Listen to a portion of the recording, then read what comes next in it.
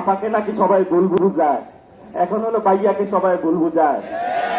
এখন উঠা দাঁড়ান, যে সালাউদ্দিন বিয়াদব এতদিন আমাকে ভুল বুঝাই শেষ, বাংলাদেশের জনগণের আছে ক্ষমা চাই, আমরা এখনো আপনাকে ক্ষমার প্রস্তুত আছি।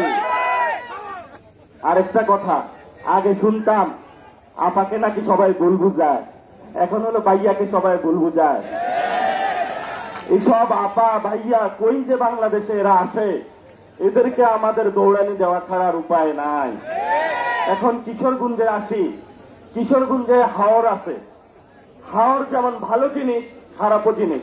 আপনি ওইখানে ঘুরতে যান, অনেক মানুষের মাঠে পানির নিচে হলো জমি তলিয়ে গেছে, সে সারা রাত বসে বসে কাঁদে।